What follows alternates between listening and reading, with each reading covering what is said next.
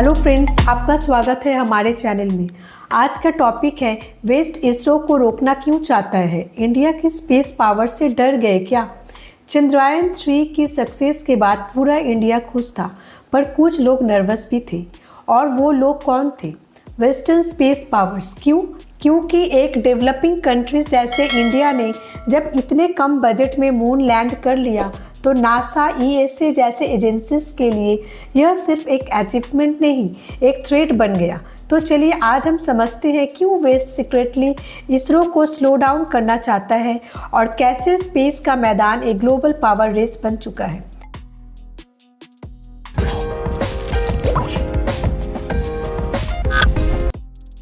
ISRO rise. ISRO यानी India space research organisation दुनिया की सबसे कॉस्ट इफेक्टिव स्पेस एजेंसी बन चुकी है।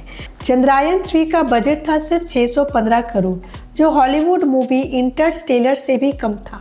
वेस्ट के लिए शॉकिंग बात यह थी कि इंडिया ने इतना कम खर्च करके वो काम कर दिखाया जो उन्होंने बिलियंस में किया। यह मॉडल अगर दूसरे डेवलपिंग कंट्रीज फॉलो करने लगी तो नासा और ईएसए जैसे एजेंसीज के कॉमर्शियल कॉन्ट्रैक्ट्स और प्रेस्टीज दोनों इम्पैक्ट हो सकते हैं। Commercial threat. इसरो सिर्फ मिशंस नहीं कर रहा, दुनिया के सैटेलाइट्स को स्पेस में भेज रहा है। इंडिया का PSLV रॉकेट इतने रिलायबल और चीप है कि यूरोप, यूएसए और एशिया के कई देश इसरो से लॉन्च सर्विस लेते हैं। अब जब प्राइवेट कंपनीज जैसे SpaceX भी लॉन्च कर रही है, तो इसरो एक डायरेक्ट कंपटीटर बन गया है, स्पेशली लो कॉस्ट सेगमेंट में। वेस्टर्न स्पेस इकोनॉमी को लगता है अगर इसरो को ग्रोथ ऐसे ही रहा तो वो मोनोपोली लॉस कर देंगे, इसलिए सॉफ्ट प्रेशर डालकर इसरो को रेस्ट्रिक्ट करने की कोशिश होती है।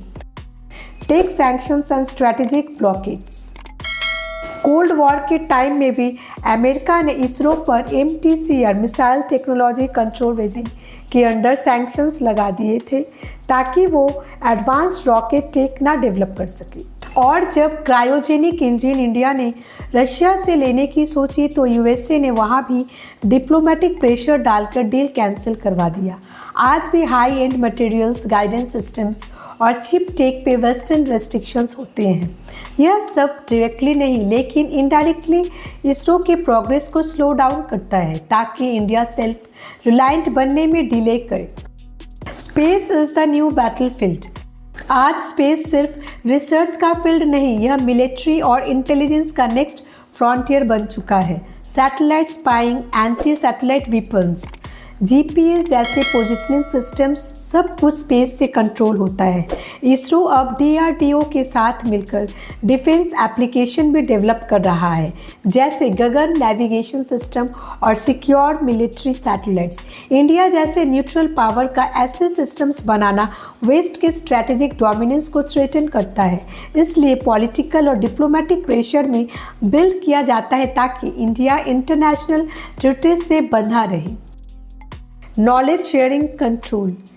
स्पेस टेक्नोलॉजी के नाम पर वेस्ट हमेशा से डेवलपिंग नेशंस को डेटा और एक्सेस लिमिटेड रखता है। इसरो जब मार्स मिशन करता है या सोलर स्टडी लॉन्च करता है, तो वो दुनिया के लिए ओपन डेटा शेयर करता है, जिससे साइंटिफिक मोनोपोली ब्रेक होती है।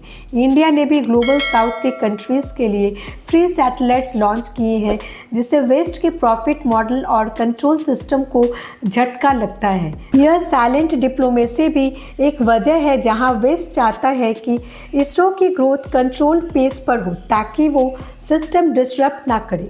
तो आज इसरो सिर्फ एक स्पेस एजेंसी नहीं, यह इंडिया का सिंबल ऑफ पावर, प्राइड और पोटेंशियल बन चुका है। और जहां भी एक देश इंडिपेंडेंट और सक्सेसफुल बनने लगता है, वहां ग्लोबल पावर्स उसे कंट्रोल करने की कोशिश करते हैं, चाहे साइलेंटली हो या डिप्लोमेटिकली।